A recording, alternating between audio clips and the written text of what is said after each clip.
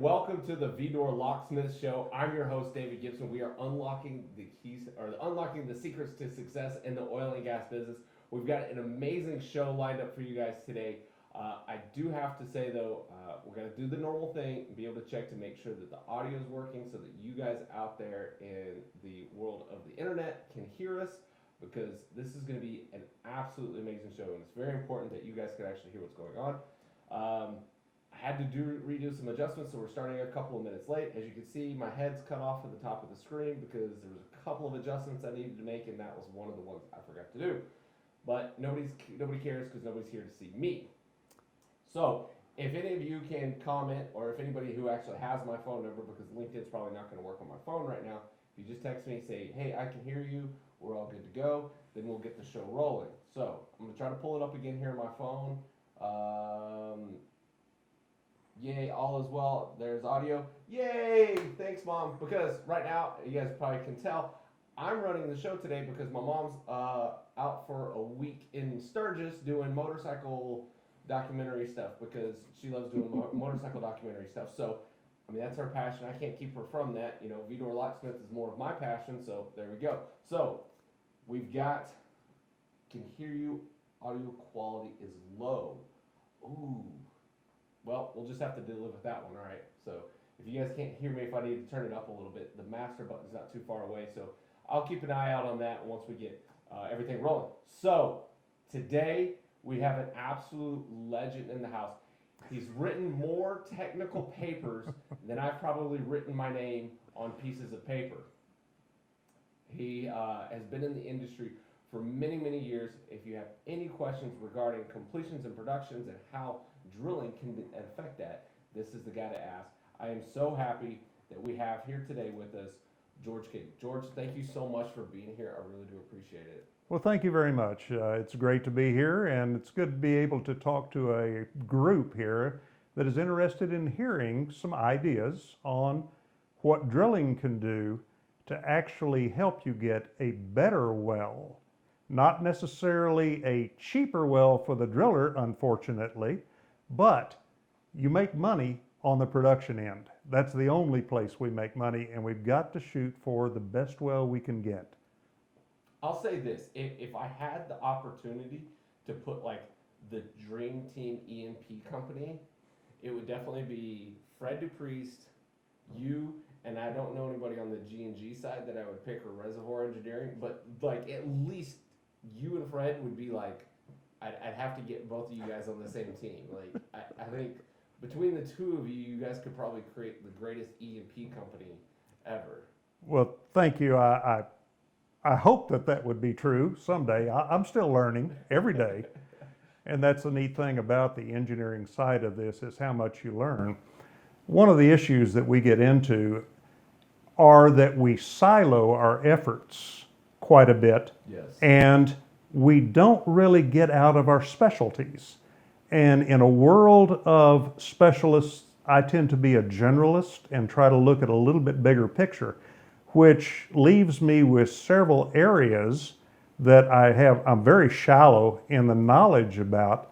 But what I can do is connect some of the technologies that are done, say on the drilling side, with some of the issues that we run into, first on the completion side, stimulations, and then of course into the production side. None of these areas are perfect, and we are still optimizing as we go along. But the one thing we need to remember is there is no such thing as the perfect formation. That just doesn't exist. What we've got are a lot of these formations with their own demands on either the geologic side or the geomechanics side. And one of the things that we're going to have to do that we really haven't been good at when we were in conventional reservoirs is we have to talk to the geo people, the geologists, the geochemists, all of that geoscience. And we really have to understand what's happening in that rock by the things that we in the drilling or completion or production side are actually doing that rock will react to. And we have moved from conventional formations, typically pretty strong in terms of their compressive strength, into the unconventional side, which can be very wide ranging, and the things we do in terms of the drilling or particularly the fracturing can change that formation and can change how it reacts. So when we're getting a hole drilled, I know the metric for the drillers is days per drilling or days per 10,000 K, or 10,000 feet. There's a lot of different things that are in here.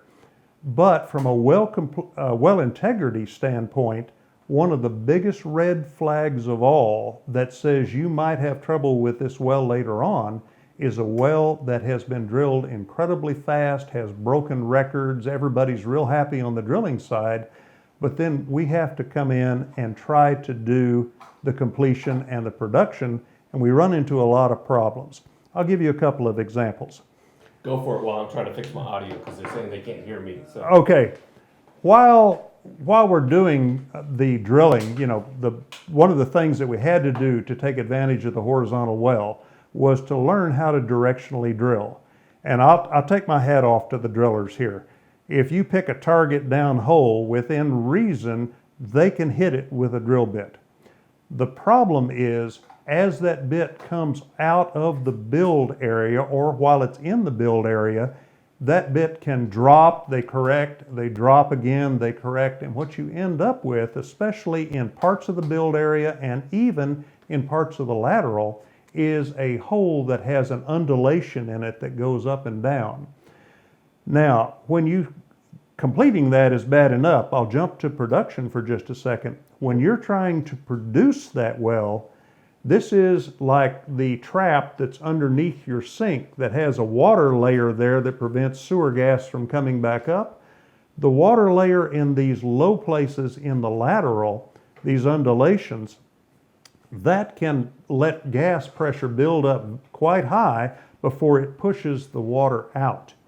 And what you wind up with is slugging during the production phase, and you're just really hammering the facilities because you put slugs of water, slugs of gas, and we've seen cases in which you're putting upwards of 10 slugs a minute through there, very, very rapid small slugs, or then you get into the very large slugs that will fill up and overflow a separator, and your LAC unit kicks your well offline, and then you've got to start this thing up again.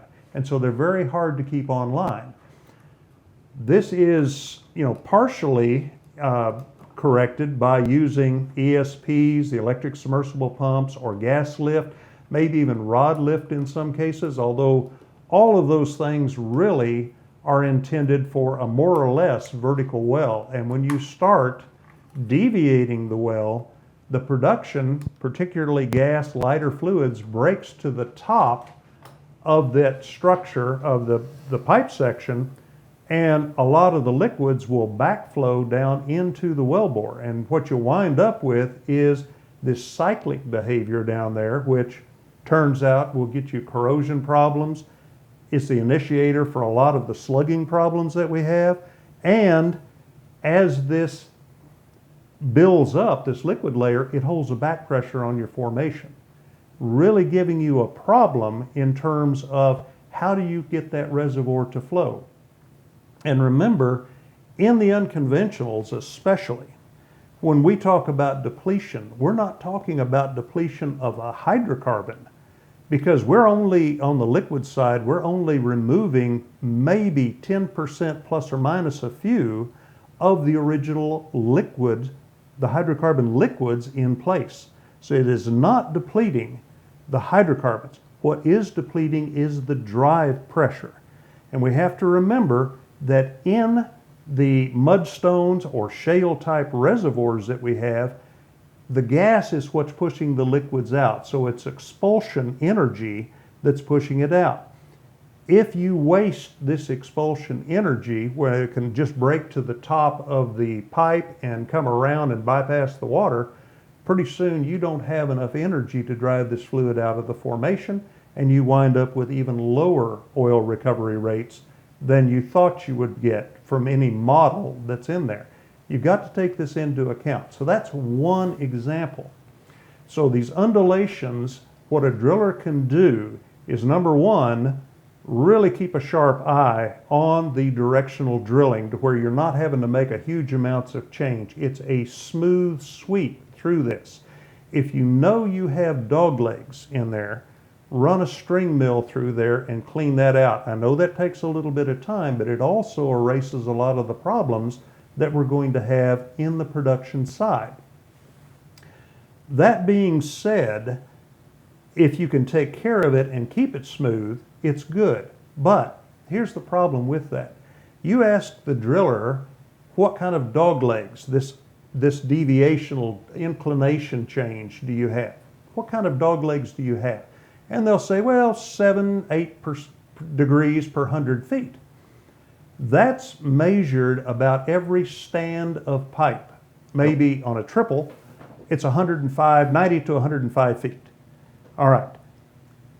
What we found, and this is some Viking engineering work that's been going on, is we're seeing doglegs that are reported as being 8.5 degrees that are as high as 25 to 35 degrees per 100.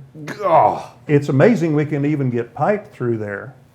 And what's happening here is they're not seeing this if you measure on a stand of pipe, a triple, for example, because that's an average. So that dogleg is the best it can be. That's true. Not the worst.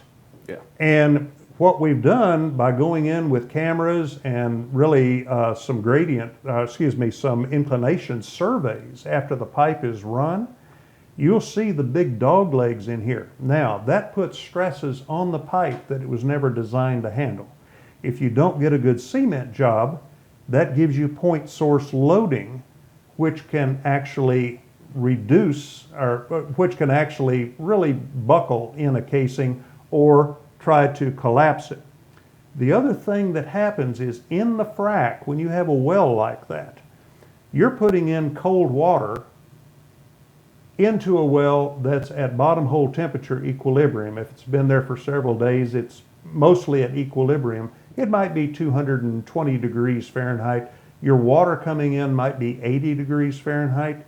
And when you calculate that, when you're putting millions upon millions of gallons in there, you're making a tension effect because you're actually shortening the pipe just due to that temperature fluctuation, and you're cooling it off. Now you're putting an axial tension in that pipe. Well, go back, do a little experiment. Take surgical tubing, for example, and put an axial force in it. What happens to its diameter?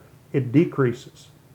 Now you're in that torsional section, that tortuosity section in there. You have pulled that thing, you've got loads on that. You pump pressure in. If your cement job isn't good, if some of that pressure comes along the pipe, now it can hit that pipe in areas where it's stretched, the compression resistance, the collapse resistance is down. Now you can get into a collapse. This is one of the things that is happening out there as people frack these wells. You frack 2 or 3 of the toe stages, and all of a sudden you can't get that plug to go down the well anymore. And this is the active well. This is the child well that we're fracturing. And yet we're collapsing the pipe 1,000 to 5,000 feet up the hole from where the last frack was. This is one of the failure mechanisms. And so Wow. You can eliminate a lot of that if you get this wellbore smoothed out. And that's why it's incredibly important. Get the undulations down to a minimum. If you have tight spots, run a string mill through there. Get it down to where you can actually get the casing in easily. If you have trouble getting the casing down, that's another red flag and a well integrity problem, because you have a problem in the hole. That comes right back to drilling. And if you suspect that, one of the things, and you've measured, say, doglegs along there every stand, you can do it continuously if you want to spend the money on the downhole assembly. But if you haven't, run a inclination survey through there before you start fracking, and it will give you an idea of the dogleg severity. From that, you can come back with okay, this is a risk element that we've got to figure out here. Then you might want to do a little bit more on improving your cement, etc. And I realize that not many people pay much attention to the cement and the horizontal because they expect it to be moderately poor. That's the best you hope for sometimes, because it's hard to get cement displacement without running a lot of centralizers, which are problematic in themselves, and getting the cement surrounding that.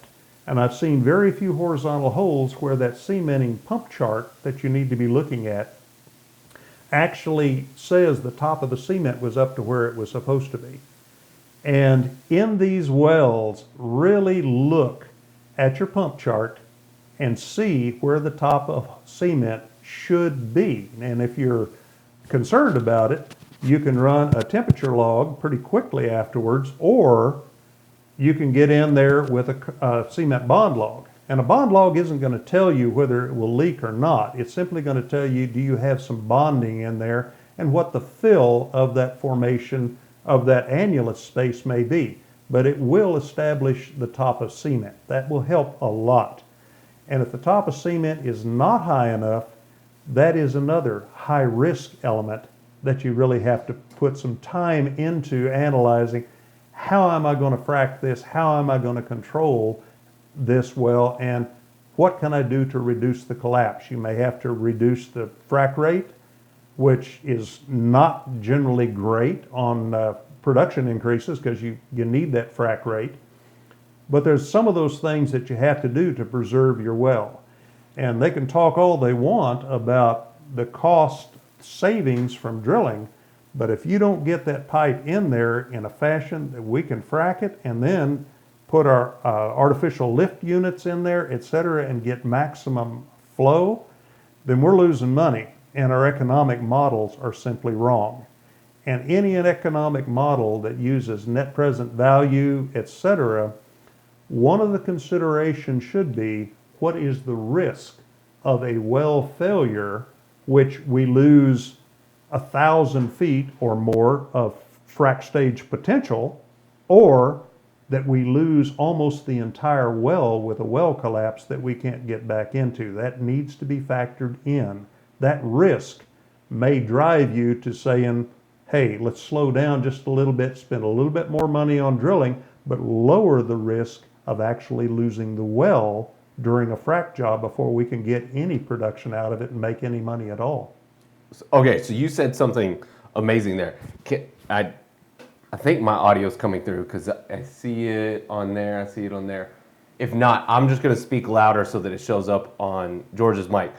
So you said something there really, really important that a lot of people that are in the directional drilling space are fighting with right now, is that operators are pushing them to, lower AFE costs, lower day rates, lower day rates, lower day rates, lower day rates. And a lot of directional companies are going like, okay, how do we, make more money?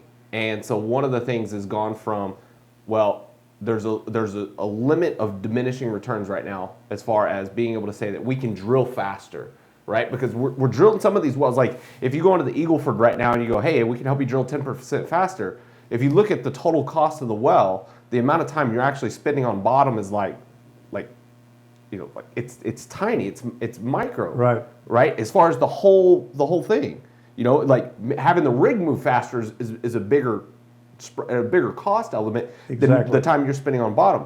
So, having said that, I'm kind of setting you up for a question here, is if the operators were to double their spend on directional drilling and drilling as a whole, and just say, we'll double the budget, we'll slow it down to make sure we drill a higher quality wellbore than per se a faster wellbore, do you think that would pay off? Like, would that one save money for completions, and then on the production side, would it increase production? So you're having like a double effect on two different operations going down the road. So it's kind of like How about we pave a road, and instead of just getting the thing done and having it, be caliche or something, why don't we build a race car smooth track that everybody that comes behind us can just take off with? Your thoughts? The problem there, and it varies from field to field and company to company,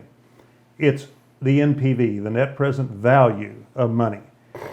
The trend right now is to make as much as you can, from several operators, not all of them, but several, make as much as you can as early as you can.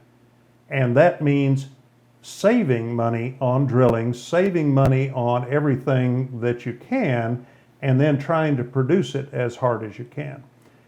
Let's look at a breakdown, and I cannot answer your question with a simple yes or no. It's going to depend on the cost, what's your profit on the oil, what's your cost on the drilling, what's your cost incrementally across this, and what's the value of your well for the term that you're looking at in terms of the production.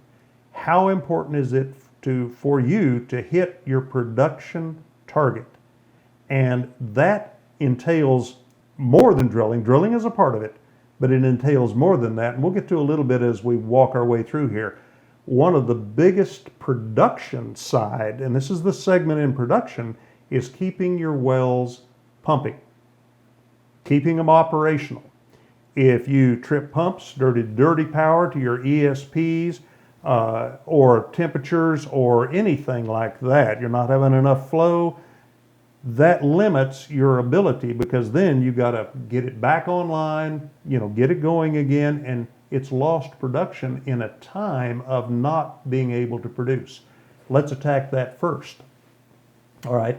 When you look at that, the part that's in drilling is get that smooth wellbore. Now, you ask a question, how much would that save?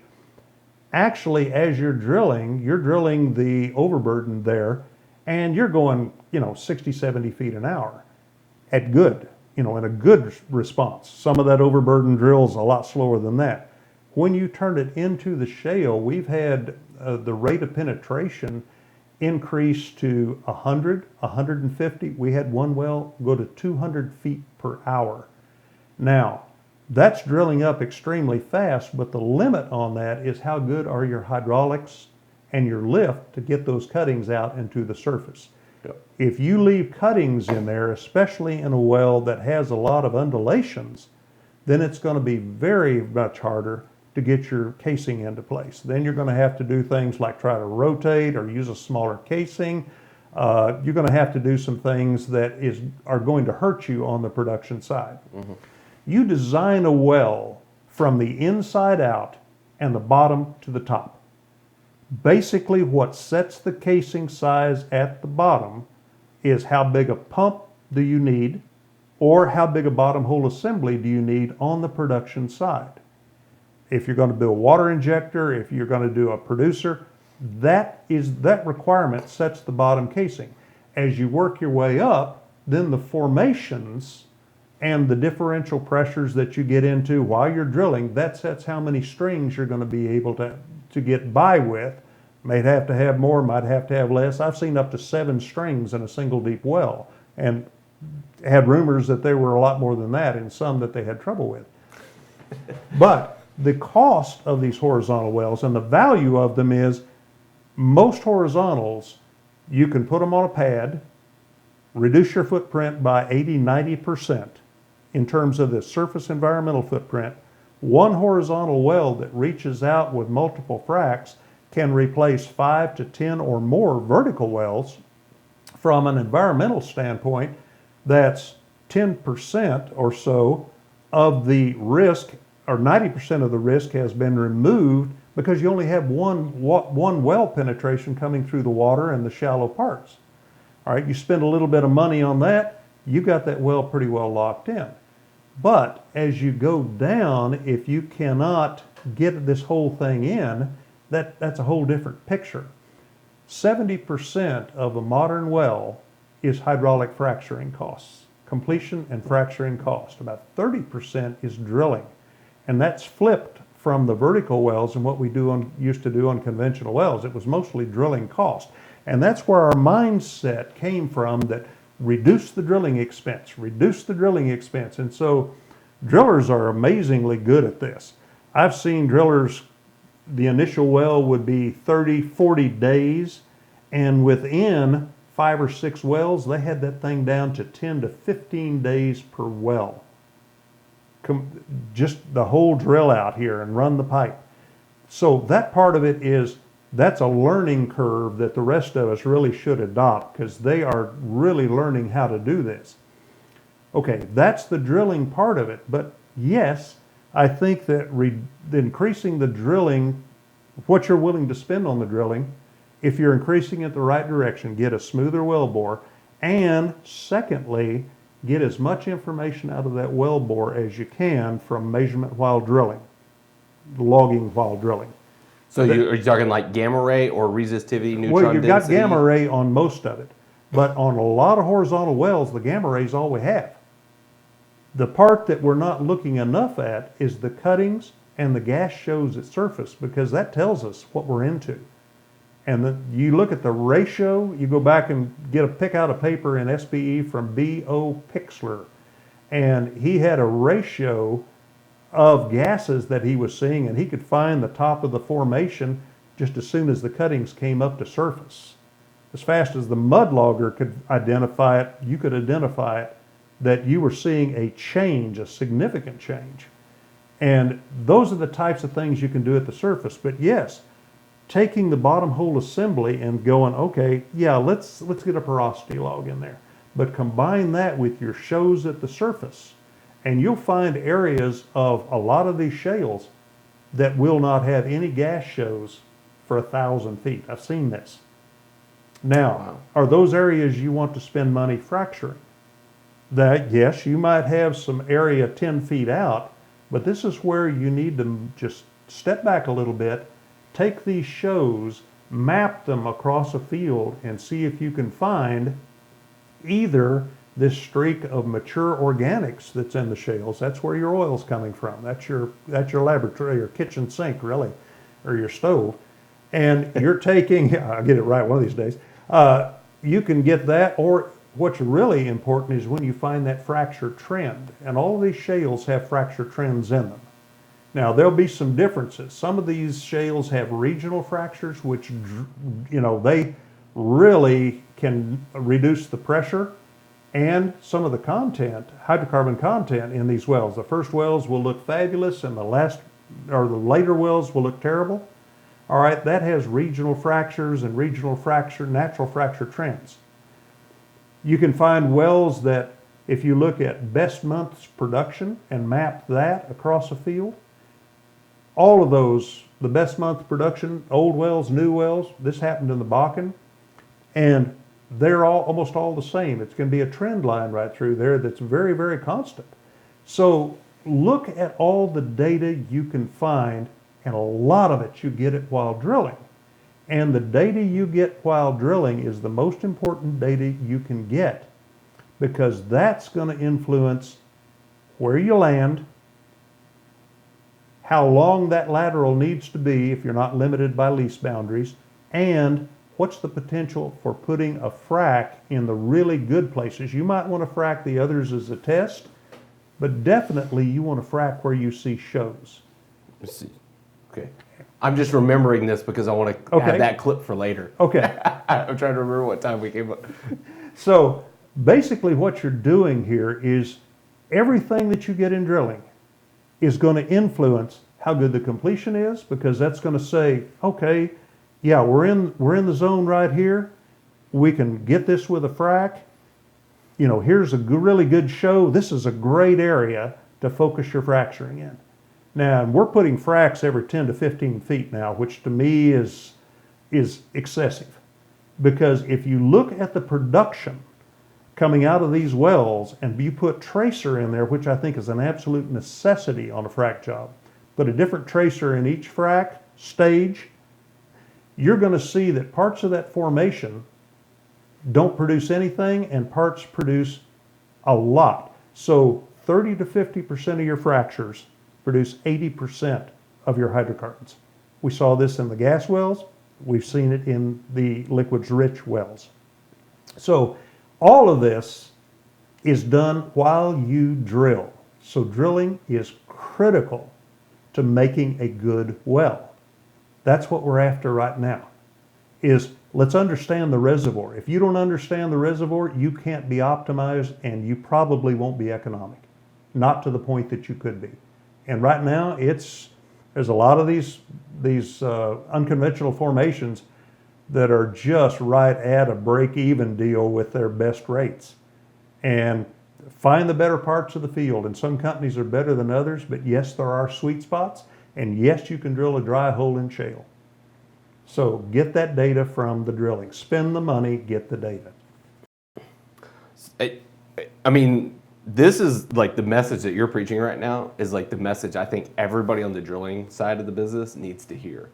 Because it's like, when you go out there and you try to sell a drilling product, it always has to come back to, well, we can drill it faster. But there's a lot of us that are seeing the issues of us drilling faster wells and lower production, or you always hear about people having problems getting pumps to bottom or sucker rod pumps, just all the problems that they're having. And it's like, okay, we could probably solve a lot of these issues if we just had better surveying practices, better drilling practices, instead of always, because it's funny you say, like, you hear about a record well, people on the drilling side are like, yay, record well, but it sounds like for you see a record well and you're like, oh great, a record set of problems. It can be. And basically, just like everything else in this world, there are people that can see with a minor amount of data because they can imagine what's happening downhole, and they're gamblers and they're going to gamble that way. But I like to have the data in front of me where I can make an informed decision, and I need the data to do that. And if I put a list of the things I wanted to see from a driller, the bottom of the list would be a faster drilled well. I want to see the information that can let me get the best producing well. That's what we have to have. And the drillers are giving you the well that can do either the best we can do, or, well, okay, let's plug and abandon that one. That one didn't work. And it might be in a great part of the reservoir, but you just can't produce it. Back with Amoco years and years ago, we drilled a couple in the Dakotas, and these were early horizontal wells. Didn't know a lot about them. And we got into a lot of undulations in a gas well that did have some water with it. And we could not keep that well unloaded. Couldn't keep it unloaded. And 2 wells in a productive part of the reservoir were so up and down here and such slugging problems that we could not get steady enough flow to make it economic. And we ended up plugging and abandoning those 2 wells. Wow. Okay, so here's what I'm going to do. I'm going to ask you one more question about wellbore torch velocity stuff. I'll set you up for that. And then I'm going to look here through a couple of the questions, because I know that we've got people that are watching, that we've got asking questions. So I'm going to put this out to everybody that's watching right now. Share this, because this is phenomenal information. So, a couple of weeks ago, we had a guy named Andrew Davis on the show, best-selling author of a book called Brandscaping. And in his book, he talks about how a rising tide lifts all ships. So this is something, if you're in the drilling side of the business and you're trying to be able to see how we can help the industry as a whole, this conversation right now is probably one of the most key and influential conversations I think that our industry could have in helping to better understand how drilling can help out the other parts of these oil and gas and these operators to be able to make more money. If they make more money, then we drill more wells, more rigs go online, we keep going. So if you're not sharing, you're not caring. So with that, talk to me a little bit about, like, you've already talked about some of these undulations. How much further do we need to go with the surveying practices? Do we need to go every stand, or should we just run a micro, like a micro dogleg, like a gyro, and get something like every couple of feet afterwards? Or and then because so something like that, then it's just saying, okay, hey, we did do this, but at least now you know. Should it really be telling these drillers, slow down, to a certain degree, like still, still get it drilled, but slow down and get me more of that gun barrel straight wellbore with less of this, less of the dolphin move. Okay, again, it depends on where you are and what you're drilling. There are formations that drill beautifully. There are a lot of laminations, hard layers that will kick you off course, etc. And what you really need to do is to have experience captured in the area that you're in and be able to draw on that experience to see, all right, is this an area where we're prone to undulation with the bottom hole assembly and the drilling equipment that we have? And in those areas, yes, you need to be caring a lot more about continuous inclination measurements. In some areas and with some drillers, and it is driller specific, they will get you a good smooth wellbore. And I've seen rigs, one rig does it beautifully and another rig does not. And it may be a geological factor that changed between those two rigs. It may be just the directional driller themselves not doing everything or not knowing how to do everything they have. Every time we have a boom in this industry, we get a lot of people coming in or switching jobs, etc., that have to be trained, and we don't take advantage and don't value experienced people as much as we should. And we're seeing another crew change now.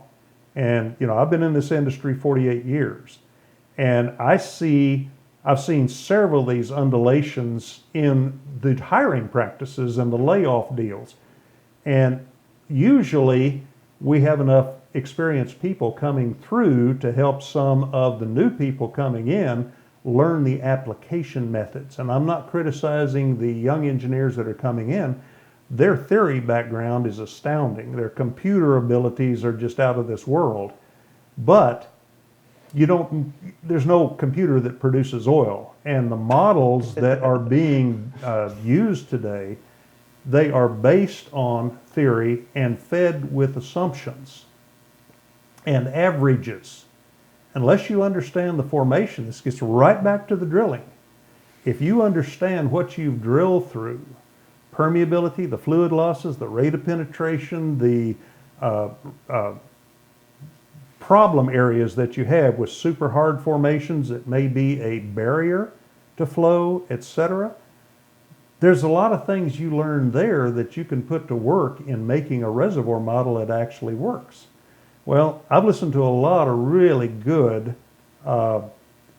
reservoir engineers, and some of the best, I won't mention their names here, but they'll flat tell you that the models that we have and are trying to model reservoir behavior in unconventional reservoirs are not good enough. And some of them are just totally inaccurate. So when you're trying to build a reservoir model with assumptions and averages, and you don't have the data to back it up on how it changes layer to layer, this just makes the model questionable in my mind.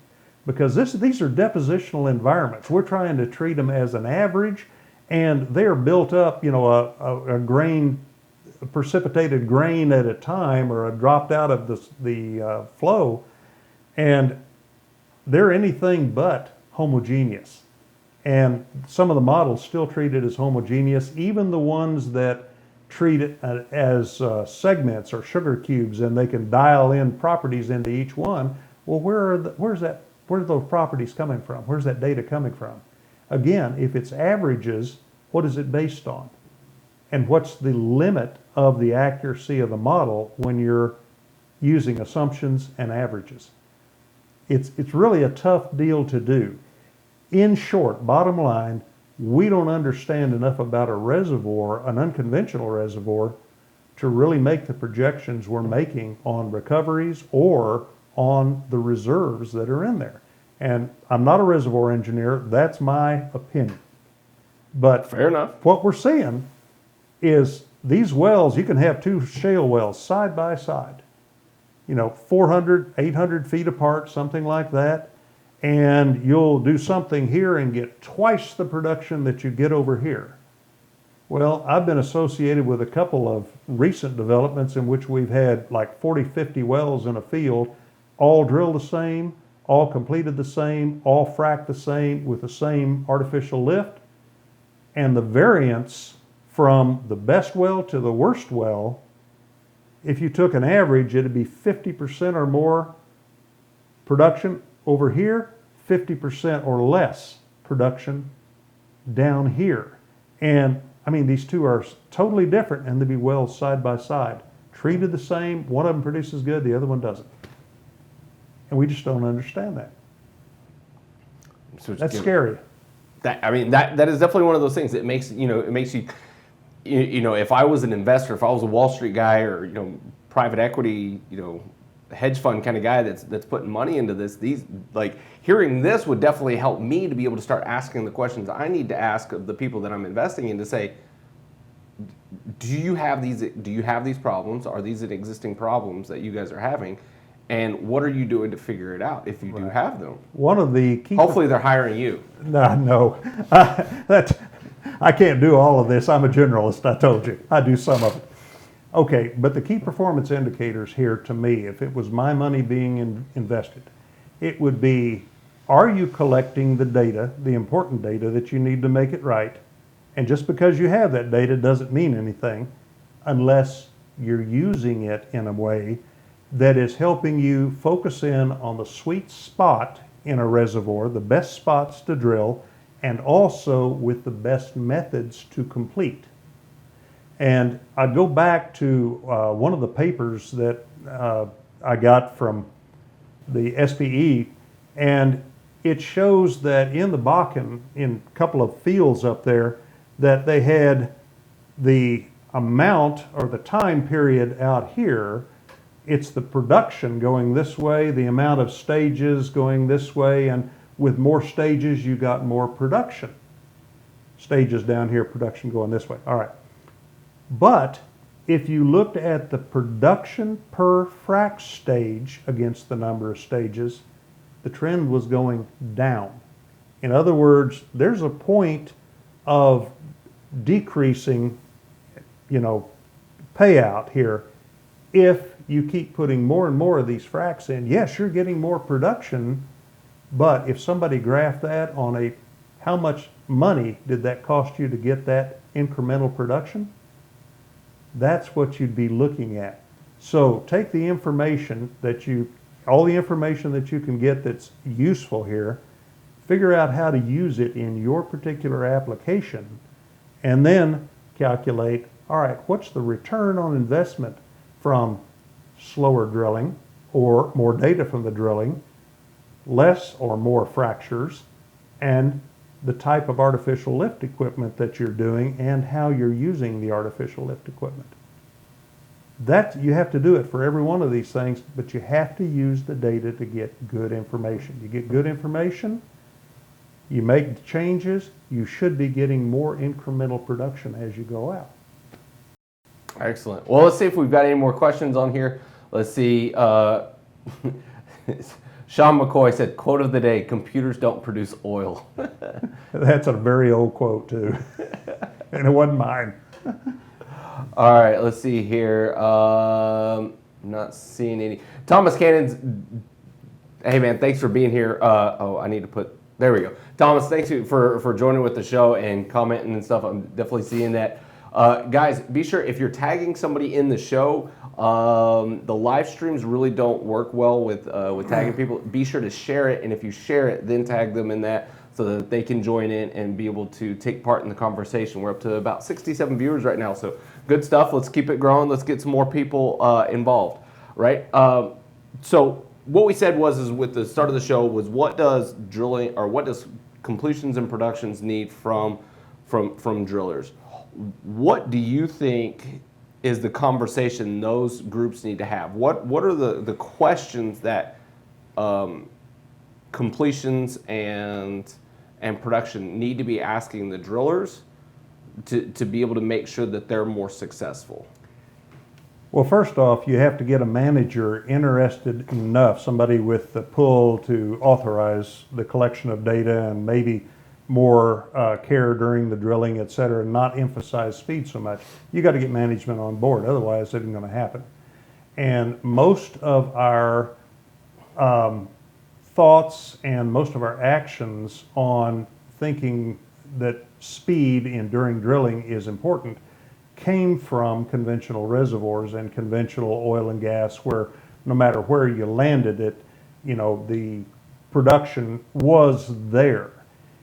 When you get into unconventionals, it does not flow in the same manner. It doesn't flow through the matrix into the rock, into the fracture. It flows into the micro cracks and all of these very small fissures and natural fractures, and then into that. Well, we need to find where the oil is, because it's richer in some places than it is in other places of the unconventional rock. That can be assessed while drilling. We need to find out what's the natural fracture density in an area. And natural fractures that would stay open or that can be opened can give you better flow paths. That can be measured while drilling. There's a couple of logs that will help you there.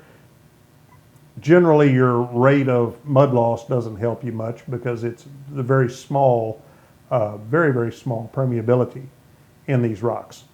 But what we're after finding where will oil, liquids, flow the easiest.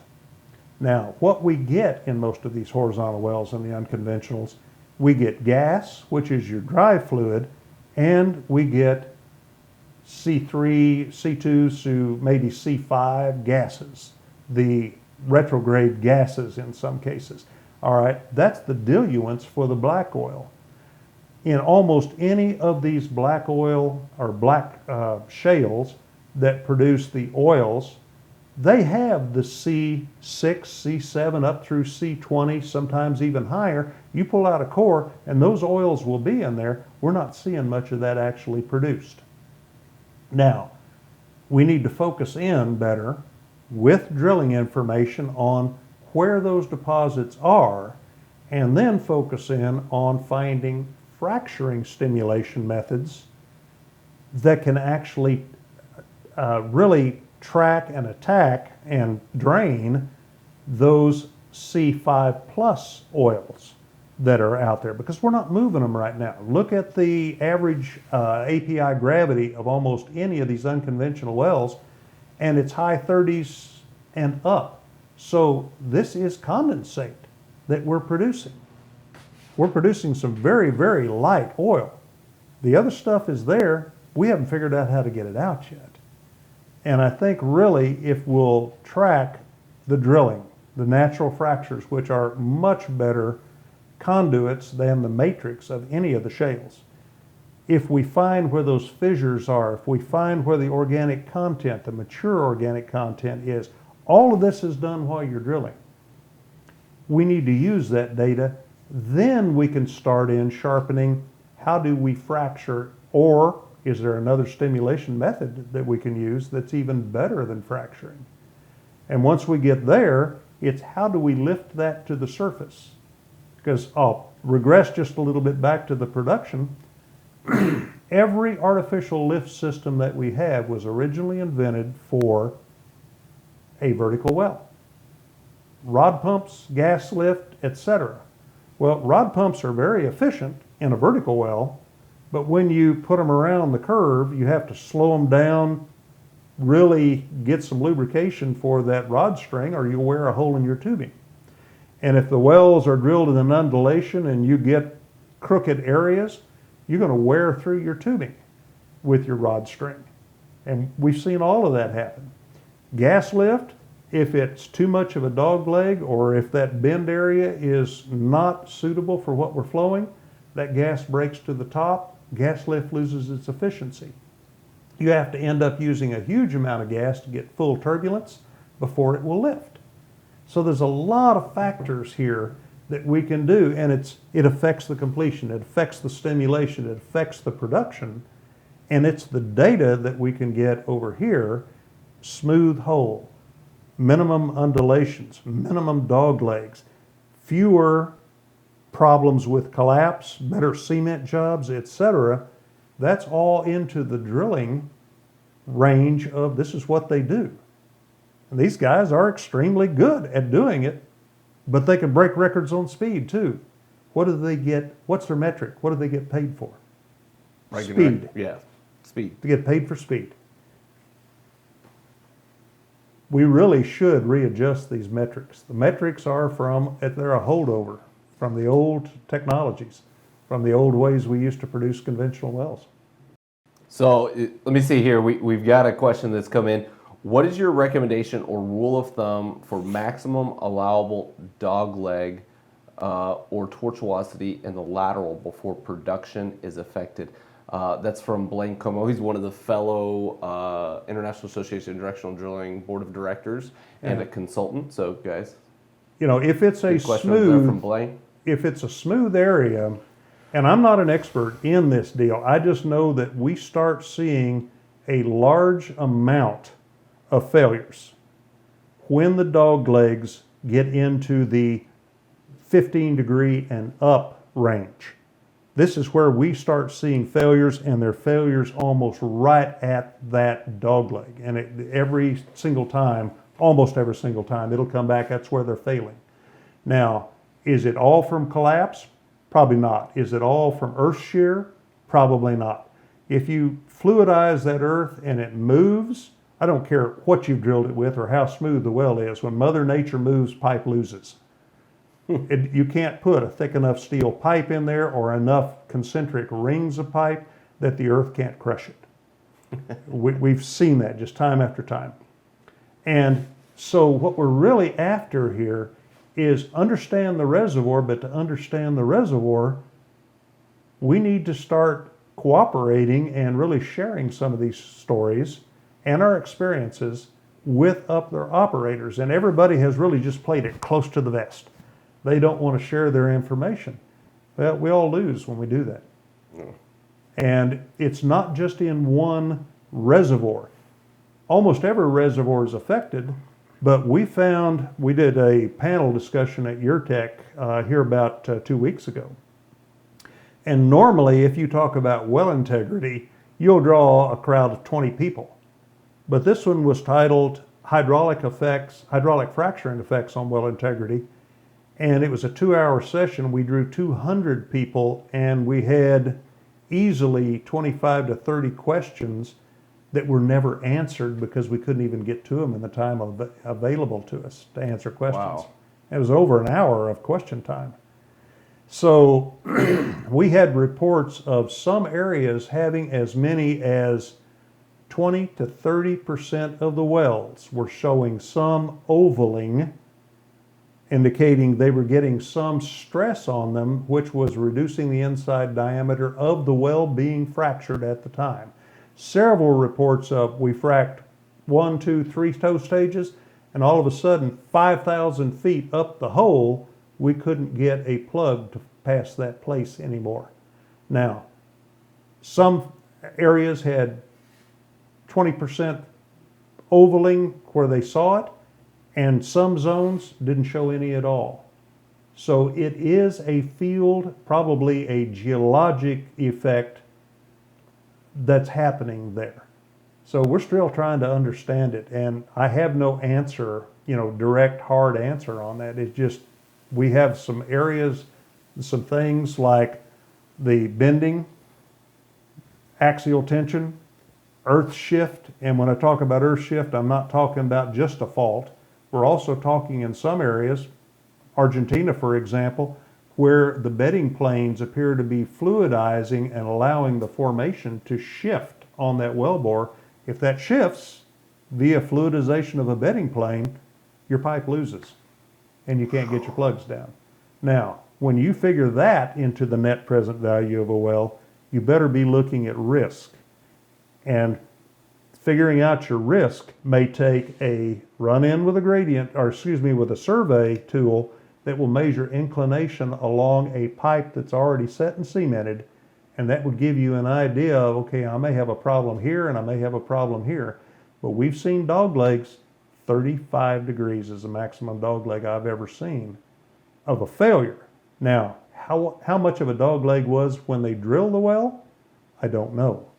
We didn't have that data on that particular well. Wow. It only showed a small dog leg in that stand. We didn't have continuous measurement though. There's a lot of things we need to know that we don't know. And obviously having at least having the data from the drilling side could help out. And as you do that, learn to use the data, learn to increment, just put that back into it. You know, have a learning loop. You have a failure or a problem, put that into the learning loop that's going to come along for your next design.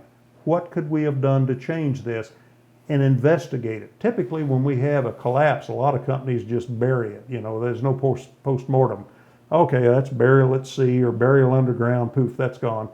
And they'll do the same thing again, and it might work or it might not. One of the real major things that we're seeing right now is the cyclic stress of this frac after frac after frac. Because, I mean, they're approaching, or probably have gone over by now, 200 hydraulic fracs in a single well. All right, when you do that, you pressure up that 5.5 inch. Every time you pressure it up down hole, that increases that pipe diameter, or tries to, by about 1/100th of an inch, and then drops back. As long as you're in that elastic range, but you're going back and forth, and pretty soon you have a fatigue problem in the metal. And we've actually seen we've actually seen failures from fatigue after fracturing when they fractured like 100, 150 times. Wow. So there's a lot of things here that we're just seeing the start of it. Can they be managed? Yes, they can.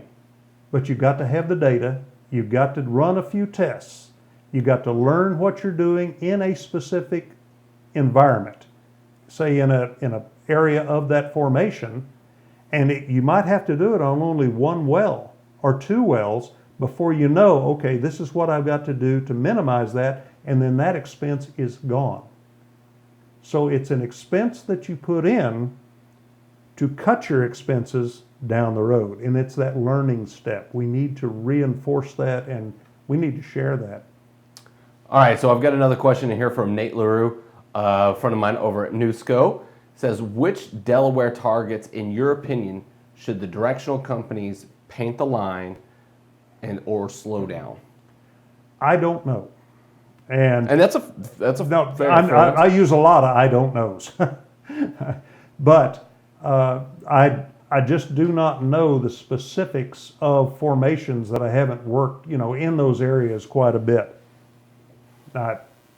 I just have to just shake my head on that one and say, find an expert, because I'm a generalist. Right. Fair enough. Hey guys, so we're still going here. If you guys have got any questions, be sure to throw them out to us. I was just checking to make sure I had the right camera up. Be sure to throw your questions out here to us, guys and gals. Also, comment. Let us know where you're watching from. Be sure to give plenty of people a shout out. We've got up to 67 people watching right now worldwide, so that's great. Thomas Cannon once again says, outstanding presentation. Thank you, sir. I do appreciate that. So let me then say this. Would it be wise of, let's say, oil field service providers who are on the drilling side to potentially, instead of marketing their product to the drillers, start going to the productions and completions personnel, maybe not to sell to them, but to be able to educate them on products and things that they're doing on the other side, because things are very siloed, as you mentioned. To be able to tell them is like, look, we've got stuff that helps with, wellbore tortuosity, undulation, or if it's casing guys, centralizing, or better cementing practices, things of that nature. Do you think that's like one of those things that's like, hey, you're getting outside of your lane, or do you think it would actually be beneficial for more of those conversations possibly to take place? Because obviously it's not happening within the drilling engineers that are in the operators, so it's got to come from outside potentially. First off, go back up to management. If management is interested enough to make a difference here, what could be done is you put a team of your best people together. Driller, completion, stimulation, production, reservoir engineer, geologist. You put those 5.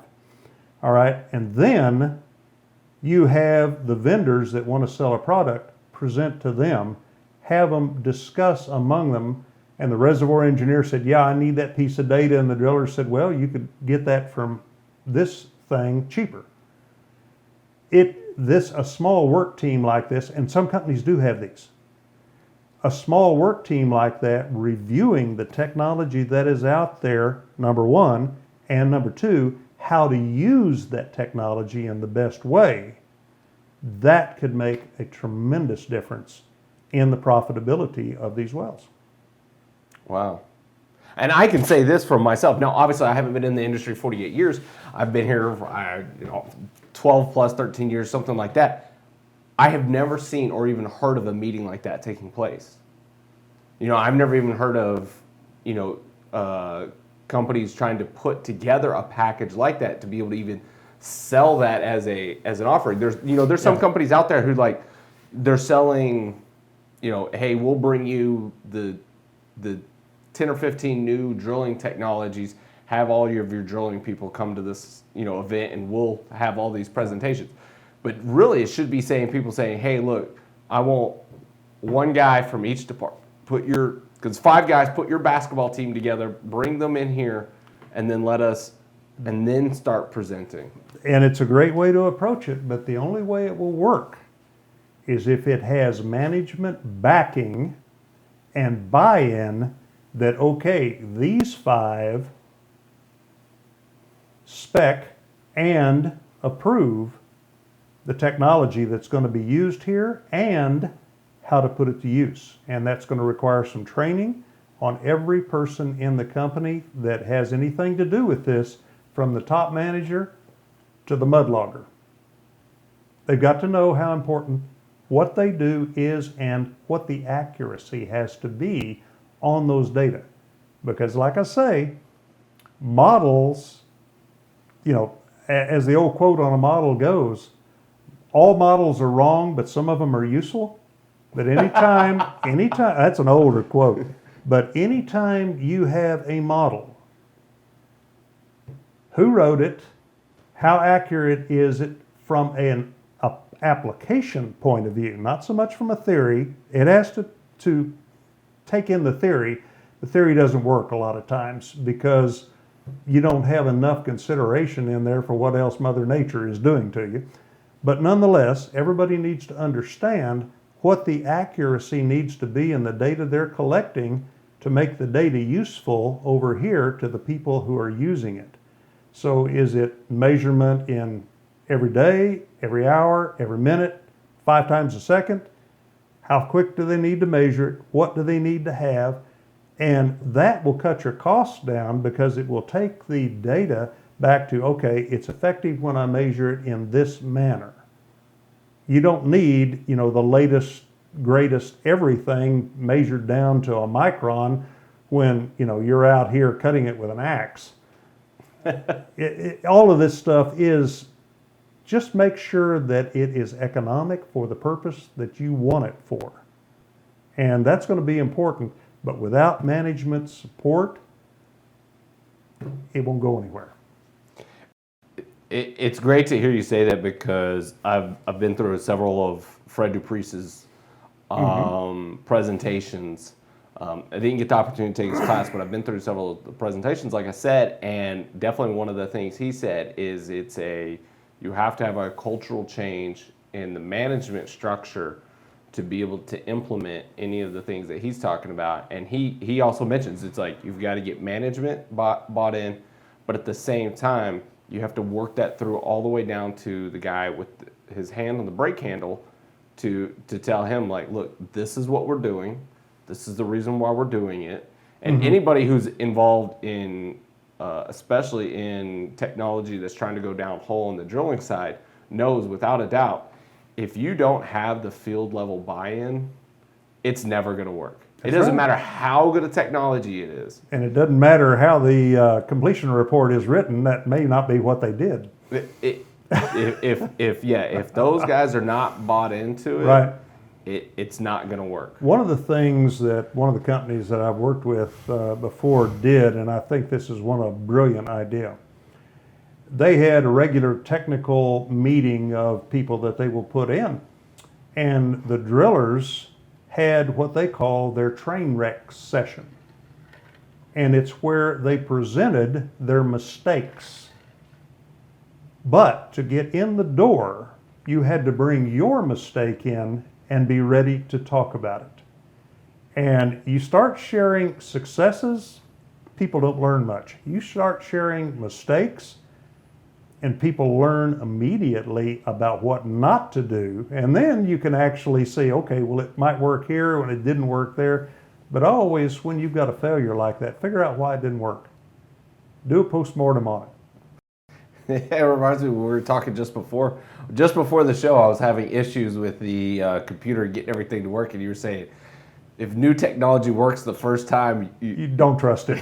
You don't trust it. So, I mean, and that goes to show what you're saying is like, maybe instead of at the SPE events and the IADD events and alphabet soup of all the other events, instead of having people come up and talk about, here's a successful SPE thing or paper that we wrote, it's, hey, here's how we screwed up really bad, and here's like a whole list of failures that we had. And you'll find about 3 papers in the 15 or 20,000 in one Petro that actually admit to a failure.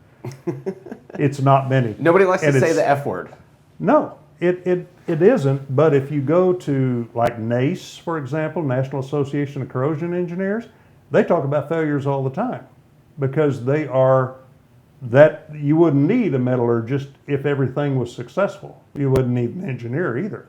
But we need to talk more about our failures in an area where you don't get blamed for them and don't get, used to call it the suitcase sand. If you hit that sand wrong and it didn't work, just pack your suitcase, you're fired. There's a lot of old things that we've learned along the way, but good grief. We need to talk more about the failures and why it didn't work, find out why it didn't work. And I think an acceptable paper has always been, okay, we lost the wellbore, this is why. And I guarantee you that session would be overflowing with people. And just finding the presenters that their company lawyers will allow them to put out, that would be tough. But we had it in a closed door session, and to get in there, this was within one company, and maybe you can't do it on a full scale of all the companies. Every company should have a meeting like that in which, okay, nobody's going to get fired, but tell us what you did wrong, what screwed up, what really happened, what caused it, what's your trigger mechanism that kicked it off, and then how to fix it. And that's what every company needs, is talk about your failures in that deal, because you learn a lot. And that's actually a great concept, not just for oil and gas within a singular company, but that's a great concept for, I have an MWD background, and it could be something like, hey, look guys, we're going to invite all these different directional drilling companies to come in. You have to bring in some kind of solidified evidence of having a problem, having you figured it out, and then it's 4 or 5 different companies come together and everybody talks about it and says, okay, here's what my issue was, here's what the problems I had, and then everybody just agrees that you walk out of the meeting, you don't. Well, that's what we call cider house rules. You can't quote anybody, you can't identify anybody, and it's one of those deals. If you could do that. But again, getting the lawyers to agree to that because of the advertising effects of, oh yeah, but look at that company that's bidding against us. Yeah, but I know what they did over here, they screwed up. And that's what you get into. But no, within a company, I think it really has a lot of merit, because you're going to see, okay, in certain areas, and while you're discussing that, somebody will almost every time stand up and said, yeah, we never reported it, but we had that trouble too, and here's what we did to get around it. Well, there's a solution right there. And it just made the whole thing worthwhile, because that's going to save them $1 million on the next well. Well, I'm a big believer in transparency, and I think that if more service companies and or operators at the same time were just more transparent about the failures and the issues that they've had, then that shows it's like we're learning, right? Because anybody who says, "Oh, our tools never fail," the first thing that comes to mind is like, okay, your tool fails all the time. Or you've never run it. That's a possibility too. It's like if you're saying your tool never fails, it means one, you're not considering the failures that have happened to be your fault, that you're blaming something outside. And then that means we have to be able to run your tool in a perfect condition for it to work. Because if we increase the chlorides, or if we change the salinity, or if the LCM goes up just a little bit, or the pump strokes are off, then that's why it didn't work. If there's that transparency to say, look, we failed at this, but we figured it out, and then we got to here. If we did this, having that transparency, true. I think is yes, there is that opportunity for your competitors to come in and say, oh, look at all these issues that they're having. But if it's put out there, right, and say, yes, we had this issue, and then we solved it. We had this issue, then we solved it. Good luck with that one. It would be useful, but good luck with that one. I mean, if you keep doing everything the same way that you've already been doing it, because that's been the typical MO of the industry, is just to say, hey, we don't have failures, we're not going to discuss it, nobody's going to know about it. If somebody's the maverick and willing to go out there and do it different and just say, we've got tons of failures. I mean, the great thing about my show is like you guys all get to see all of my failures live. All of my fumbles and bumbles and everything, it happens right here live. So I really don't have too much to worry about. All of it's documented. It's going to be out there forever. That's what's called real life. Yes. All right, guys. Let's see if we've got any more questions. I know that, George, thank you so much for your time and everything. Let's get one more question in here. Wow, I've never been on an integrated team where the vendor presents to the team. I've been in dozens of these meetings at 5 different companies over the last 38 years as part of an integrated team. It takes a commitment from the management, a lot of coffee, lots of time, and minimal eye rolling. That's the president at Rock Whisperer Consulting, Ronald Sprague. So Ronald, thank you for joining in here. And I'd say I agree with that 100%. Sometimes it takes a sledgehammer too. All right, Eric Allen, as always, the guys over there at Dynaqual always helping out with comments and letting us know. Thanks for joining in there. The kind of meeting you're describing is a thing called at an event solution brought over from the medical industry. Once again, yes. Ronald. Yes. And if you really want to see that in operation, get an invitation to the Pumps and Pipes deal in Houston that calls the oil industry in with the heart surgeon specialists in there, and we share presentations about, okay, this was the mistake, but it's in an arena. It's sponsored by Exxon, and they do a beautiful job at it. What's it called again? Pumps and Pipes. Pumps and Pipes, okay. And that is a very, very good integration of different types of technologies. You see what the surgeons go up against in their field, especially when they're working on babies with defective hearts, and they rebuild a heart on the operating table of a baby that had one chamber in his heart. They give him back multiple chambers, valves, and everything. And you're looking at that going, yeah, I didn't have such a bad problem here. But it's an eye opener when you bring different technologies in. It's fabulous. I've always said, there was a video one time of I saw on LinkedIn where it had I think it was like artery cleaning tool or cholesterol. Cholesterol. Yeah. And I was watching the video and I was like, whose roller reamer is this? Or like, what is this technology? Like, I literally thought it was an oil and gas technology because, it's just zoomed in and it's like, and I was like, this is kind of an odd clip. I was like, why would they be using this? And, because I just wasn't paying attention close enough to like the comments and stuff. I was just flipping through and I saw the video. And then all of a sudden at the end of it, it's like, oh, these are all of the like medical devices and stuff. And I was like, these all look like downhole technologies. Well, so I think there's a lot of... all your blood vessels and heart and all those things, they're pipelines. They've got plaque in them, scale. They collapse sometimes. The pump fails sometimes. That's what we all die of, is heart failure. So all of this is very, very similar, but they're operating on a minor scale, but with very clean fluids. And basically, as one really brilliant chemist from about 5 generations ago said, we need to dirty up our laboratories and clean up our wells. And you get a lot better application that way. But what we get in the laboratory in a lot of cases is, the ideal solution. And don't look for the answer. The answer is for universities to study. Look for a solution to where you can get that pump back online and your well flowing again. That's what makes you money. Just take a regular scoop out of the mud tank and use that. You don't use the here's the mud with all the correct properties. Don't just take.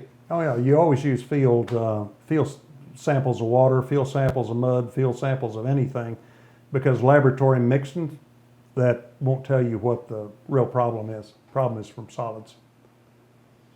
Oh, Eric Allen put on here, pumps and pipes, pumps and pipes, pumps and pipes. All right, guys, we're not getting any more questions. Thanks to everybody for watching.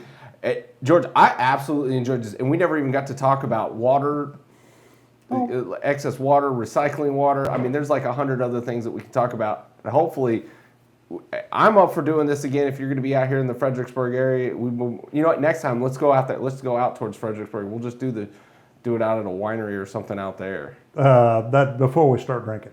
Yeah. Well. Okay, that's good. Yeah. Or we can do it. Have you ever watched the drunk history? Or whatever? They usually get one of the historians kind of hammered and then let them just kind of babble on. So then we can do drunk oil-filled stories, even though that's where most of them take place. But I will leave you with one guiding thought. Yes. And this is for anybody that works in the oil field. You know what a snubbing crew is? They're the guys that come on when the well's about to blow out, or they're trying to get control about a well that is blowing out. My advice is never go drinking with a snubbing crew. And we close it at that. George, thank you so much for coming on the show. I do appreciate it. Guys, everybody out there, thank you for watching. This has been a very, very informative session. I'm truly grateful for it. I also want to be able to give a special thank you to Rick Allen, who is a guy I share an office with here. It was his idea to be able to bring in George. He's told me he read all of his papers. He's like, man, you got to get George in there. You got to get George in there. Rick, I think you can probably hear this because he's just in the other room. Rick, thank you so much. I really do appreciate it. It was a phenomenal idea. We're glad that George came in and be able to talk to us. Guys, we're going to take this and we'll record it. We're going to put it onto YouTube, and then we're also getting the podcast started up here very soon. If you guys have any ideas of guests or people you would like to be able to see on the show, let us know. I'm going to talk to you about the reservoir engineer later. Maybe we'll get another good reservoir engineer in here. We'll build up the team of 5. So there's you, Fred Dupriest. We need to get the reservoir engineer, the stimulations, and the geologist. So that way we can build the ultimate team, so all of the investors out there can say, oh, that's who I want the board to be for my next E&P company. So, guys, once again, as always, thank you for watching. Know your industry.